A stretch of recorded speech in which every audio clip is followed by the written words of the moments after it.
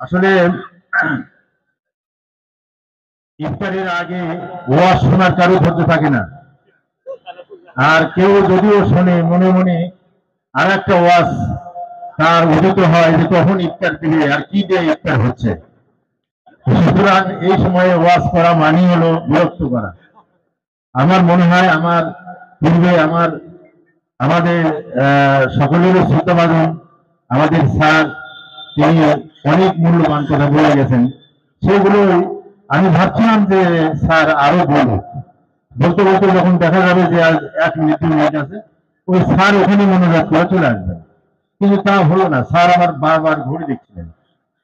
তো যাই হোক, আমাদের মধ্যে অনেক বক্তা আছেন, ভালো বলতে পারেন, সুন্দর কথা বলতে পারেন, এমন শিক্ষক মন্ডলী রয়েছেন। তো তারা তো মানে আমার কারণে সময় হলো না, আমাকে সময় দিয়েছে। যাই হোক, আমি তেমন কিছু বলবো না, একটা কথা বলবো যে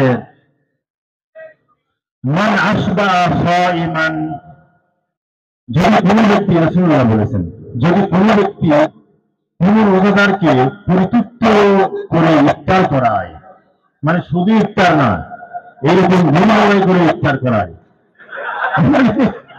পরিতৃপ্ত করে ইফতার করায়, সাকাহুল্লাহু ইয়াউমাল কিয়ামা, আল্লাহ তাআলা যারা ইফতার করাইছেন সেই কর্তৃপক্ষকে কিয়ামতের দিনে কঠিন মুসিবতের সময়ে যখন সূর্য নেমে আসবে, তাপ দিতে থাকবে, ওই সময় মানুষের ঘামগুলো পড়ে মহাসমুদ্রে পরিণত হবে, পানি পানি, হাসির হবে তামার পানি, অন্যুক করবে পানি পানি। এই কঠিন মুহূর্তে আল্লাহ তাআলা ওই যারাই গরু তাকে ইফতার করাইছে, মানে রোজাদারকে পরিতৃপ্ত ভাবে ইফতার করেছে, এই কর্তৃপক্ষকে আল্লাহ সেই দিন পানি পান করাবেন।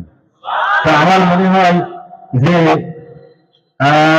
গরু জবাই করে ইফতার করার মতো ইসলামিক স্টাডিজে এটাই প্রথম। আমি যখন সভাপতি ছিলাম তখন 4-5টা খাসি জবাই করে ওই অডিটোরিয়ামে একটা ইফতার মাহফিল হয়েছিল কোথায়। কিন্তু আজকে গরু জবাই করে আমাদের ডিপার্টমেন্ট, আমাদের সভাপতি, আমাদের ইসলাম স্টাডিজের কর্তৃপক্ষ গরু জবাই করে আজকে এই ইফতারের ব্যবস্থা করেছে। আমরা আল্লাহর কাছে দোয়া করব, আল্লাহ তাআলা যেন যারা এই কর্তৃপক্ষ যারা ব্যবস্থা করেছেন, কিয়ামতের দিনে যেন আল্লাহ তাআলা তাদের তৃষ্ণা নিবারণ করেন, তাদেরকে যেন আল্লাহ তাআলা পানি পান করান।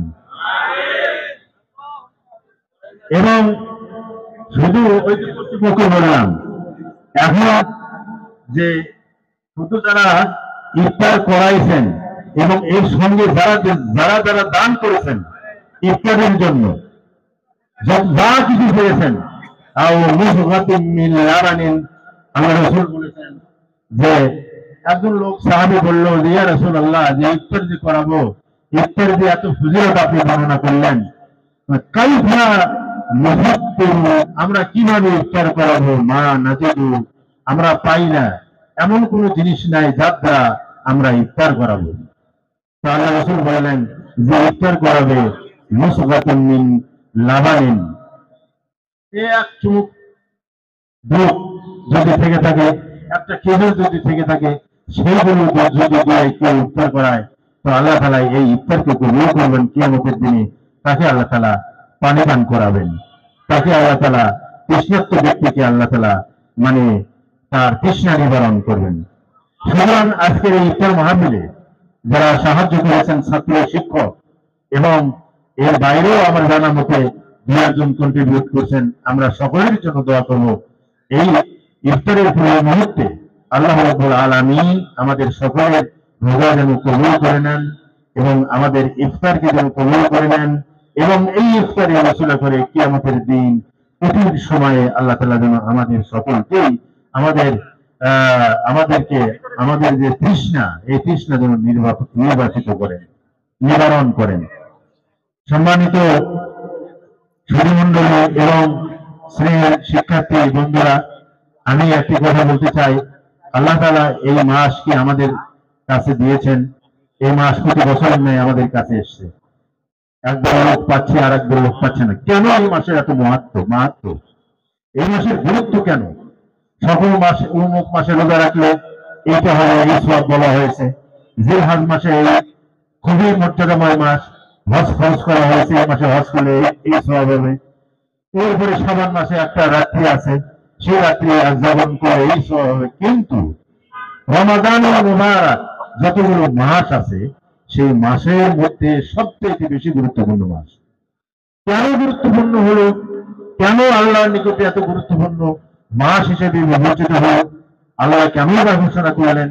এর একমাত্র কারণ হলো শাহরু রমাদান আল্লাযী উনজিলা ফীহিল কুরআন।